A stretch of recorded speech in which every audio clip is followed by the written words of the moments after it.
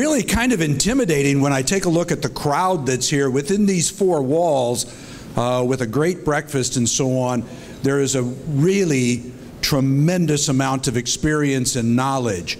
Seated at each table is a wide variety of people that I hope that you get to know and then continue to have a relationship with as time continues.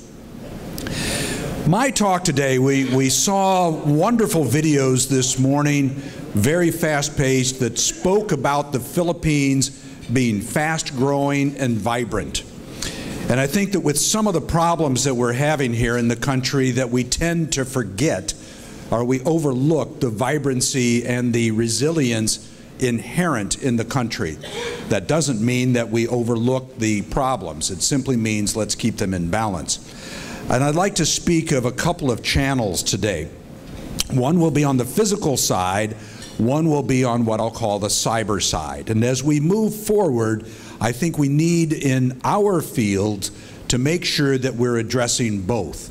Because without addressing both, the physical development of the country, the tourism and other issues within the country will not develop very well at all. I read a book every day called Sun Tzu's The Art of War. And within the art of war, we're taught a lot of things, but one thing in particular is know yourself and know your enemy.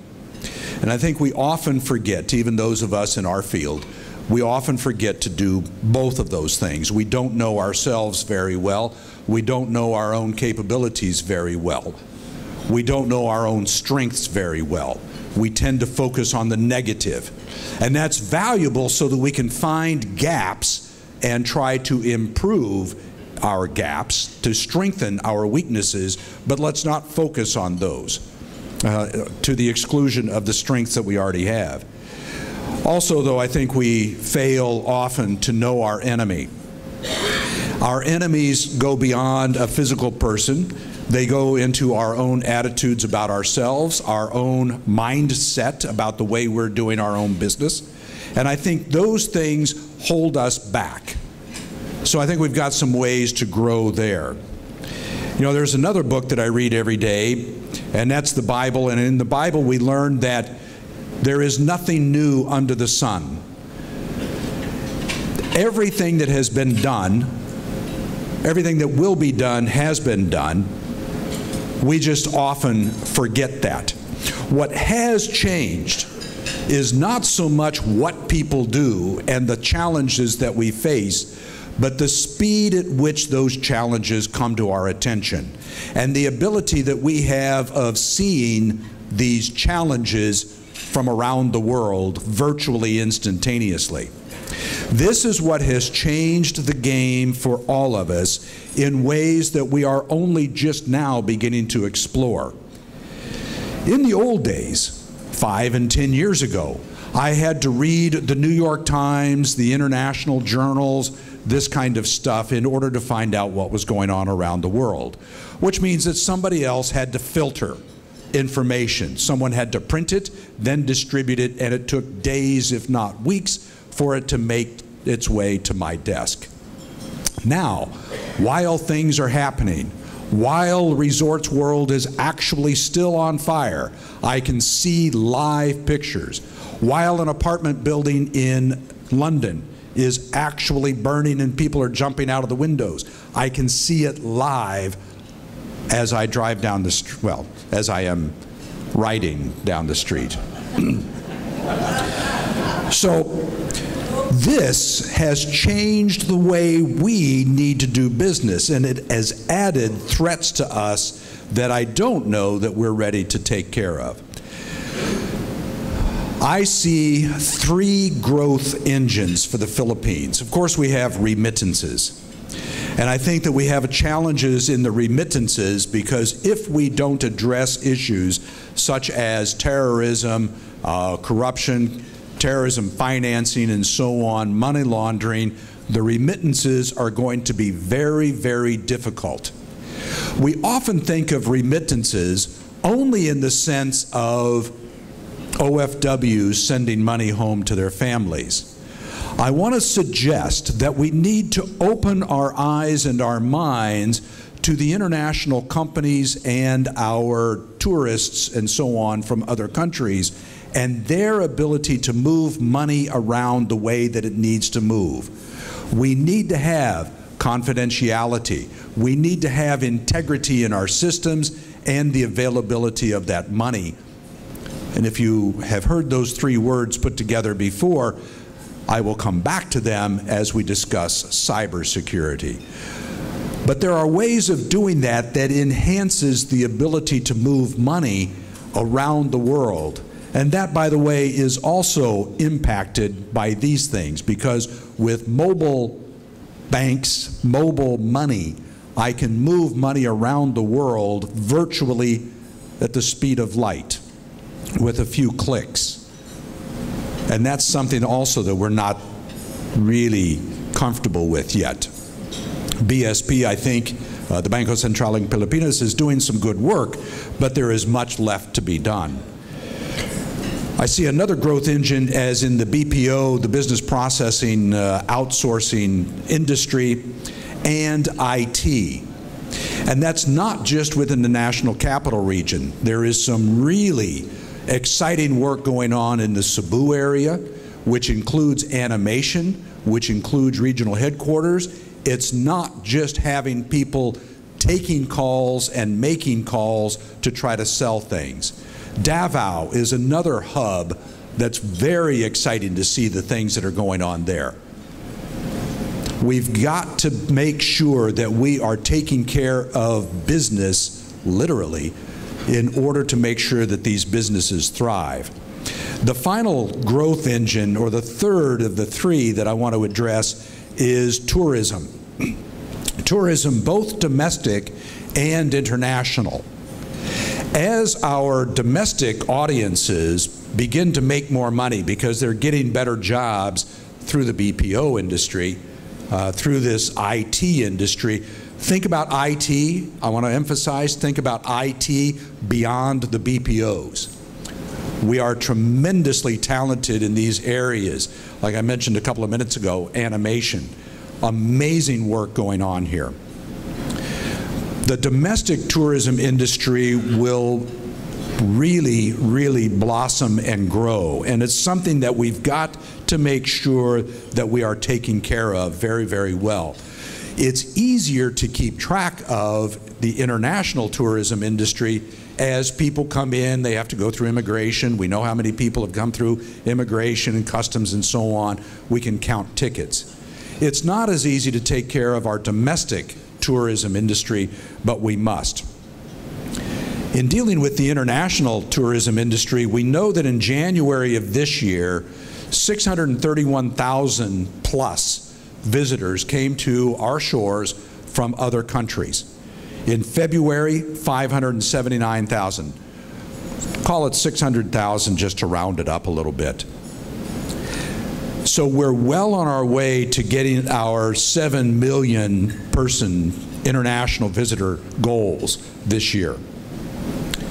Well, we were. I'm not sure whether we still are or not, but we were.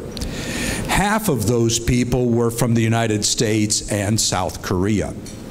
So we've seen some very interesting niche markets that are coming up. I suspect that we will begin to see more Japanese. I suspect that we'll be able to see more Russians and people from Europe as Europe opens up its eyes to what's going on here in the Philippines in a positive sense. Russia the same way as we begin to develop stronger ties there. But I also want to say that while I see strong competition from other countries, and I'll talk about those in a couple of minutes, that this opens some opportunities for us. For those of us who are in business, whether it's as entrepreneurs or as operating well-established businesses such as Dusitani, Shangri-La, and so on, that we need to make sure that we are doing things that make us competitive across the board with other countries. For example, We're looking at 7 million visitors in the Philippines this year, but Thailand, 33 million, Malaysia, 27 million, Singapore, 16, Indonesia, 12, Vietnam, 10, and then finally, way down the list is the Philippines at 7 million. That needs to change, and I think there are a lot of frictions that we can remove if we put our mind to it. And I'll talk about those in a couple of minutes. It's not just kidnaps, it's not just killings, drugs, and terrorism that are these frictions. I'll talk about them in just a couple of minutes. I think one of the things that we need to really focus on is fire safety. Making sure that people know that when they come and they visit us, whether they are domestic tourists that move from north to south, east to west, and everywhere in between, that when they go to a place, it's safe. That they know that they won't be burned alive and die. Fires happen in many, many ways. It could be electrical shorts. It could be gas fires from the kitchen. There are all sorts of ways that fires can happen. Smokers. We have to make sure that people know that our facilities are safe, that our facilities are not going to kill them. We've got to understand that international travelers especially are comparing us every step of the way with past experiences, whether it's in Spain, whether it's in South America, Bali, or wherever. They want to see first-class operations. We must be prepared, and we must set our minds and set our hearts on providing a first-class visit for folks, whether they are domestic or they are international. We must be prepared to handle food safety. We cannot let food sit for a long time. We cannot let it be reserved. Many of the things that, frankly, we might do on our own families, we cannot do in a first-class operation. We must be very visible in the way we handle food, food safety, our water safety, drinks, and so on. And I will admit, these things do cost money, but we must make a commitment to being top-notch in food safety, so we have fire safety and food safety. I will suggest that we also need to make sure that we are focusing on the ease and safety of transit. Little things like signage, making sure that signs are easy to read, and that doesn't mean that it's just in English. It means that they're large enough to be seen from a distance, so that as people are lost and they're looking around, they can actually see where they are going. I noticed that along Ayala Avenue, Makati is finally putting up some street signs, street name signs, that can actually be seen from a driver's perspective. I think one of the things that we have an issue with here in the Philippines is that too often the people who design systems don't use the systems. So consequently, they're not seeing that the signs are confusing. Many of the people, for example, that would put up signs along Ayala Avenue never walk along Ayala Avenue, and they don't drive along Ayala Avenue. So that when, now they are now leaving the underpasses open 24 hours a day. But in the old days, when they used to lock up the underpasses, people would be walking at 10 o'clock at night, which is not terribly late, and have no clear way except for climbing over the fences of crossing the street. How do I know that? Because I spent time doing that. And trust me, when you're dressed in a coat and tie, climbing over the fences along Ayala Avenue is not my language was not pleasant those nights, so let me just say that. But those types of things, understanding from a user's perspective, things like signage, lines. Many of us have gotten used to the fact that there are lines.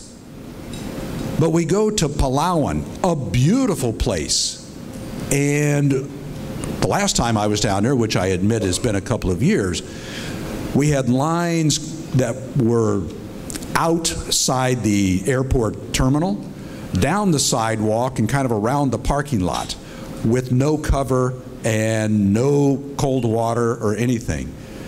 And yet I go to other areas around the world, and the airports process people through relatively rapidly. We have waiting areas where there are actual seats, where I don't have to sit on the floor. We don't have heat that I have to try to fan myself. We're not taking care of easy things to address, what we can call this low-hanging fruit.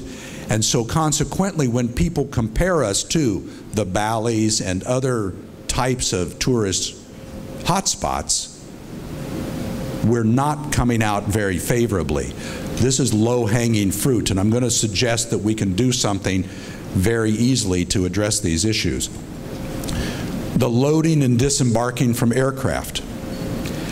Not an easy thing to do. You get to some of our international airports that are not NAIA here in Manila, and we have to walk through the rain to get onto aircraft. We have to walk through the rain to get off of aircraft and into here, into our terminals.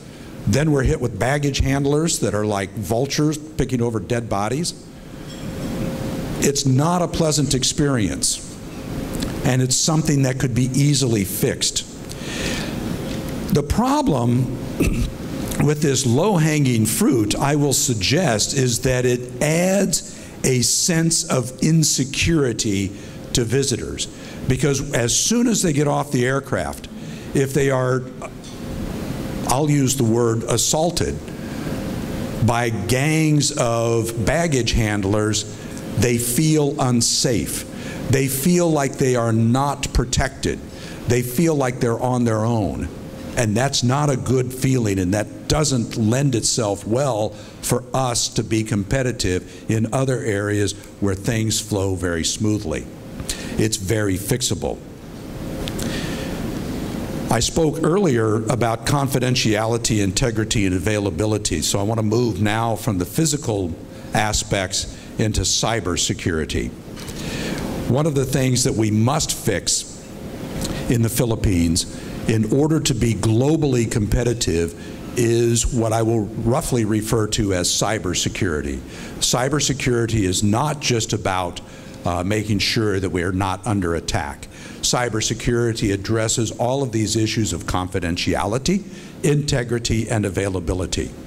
When travelers travel from one place to another and they can't log in, they can't upload photos, whether it's on Facebook or whatever, they begin, pardon me, they begin to believe that the entire system doesn't work well. We've got to fix that. We've got to have faster broadband speeds. That's one issue. We've got to make sure that we are taking care of security, whether that is up to date. By the way, if you have not updated your computers, it's now the end of the month. Make sure that you've done your antivirus checks. Make sure that you're up to date on all your software. If we don't do little things like that, the hygiene that we need to make sure that our systems are secure, we have government people that when they hand out their cards, instead of a .gov.ph email, which we'd like to think of as sort of at least official, they're giving us Gmail addresses and Yahoo addresses. That can be easily fixed, and it's little things like that that give the impression of a lack of security. Now, I've talked greatly about little things that are of irritation to me personally, and some things that I've heard from other people about things that take away from our security.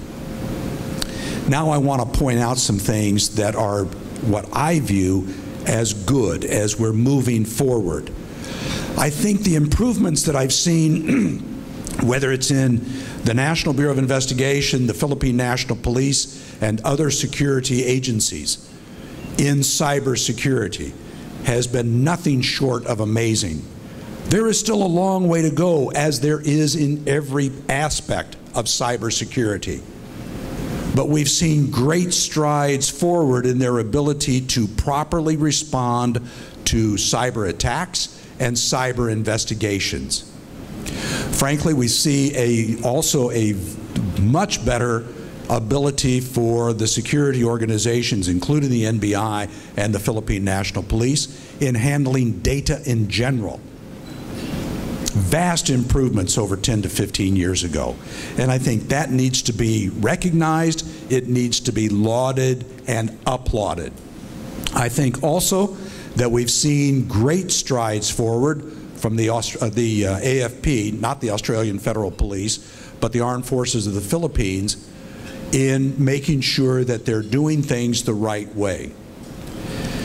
There's been some great strides forward in technical capacity for their warfighters to actually do things the right way, to be competent in their jobs. Obviously, there's a long way forward. I think there are a lot of things that still could be done, equipment-wise and so on, whether it's in the Coast Guard, but I see improvements in the Coast Guard as well. I think the Coast Guard needs to improve also in its search and rescue capacity with aircraft and vessels on the surface. But we've seen great strides forward in that area as well. And all of these things go to a mindset by our visitors, whether they are international or domestic, in making sure that we are thriving. When international businesses come here, we need to make sure that they know that they have top-of-the-line resources from the internet, from their access. You know, we have right now just very few undersea cables that provide us access to the rest of the world. If one of those cables is snapped, somebody drags an anchor on it, we're down. Our banks go down for a couple of days at a time, and we're not told very clearly about what's happening. That leads people to develop their own conspiracy theories. I will suggest to you that I suggest that we need to make sure that our ability to handle bad news vastly improves. We've got to communicate, because bad news will travel with the speed of light by these things. People love conspiracy theories, and people love to spread these theories, and it happens. We've got to make sure that we are out in front of this. So what's one of the ways to do this? One of the ways that I will suggest is that those of us in this room have an opportunity. There's some business opportunities here. We can make money at this, if you want to put it that way.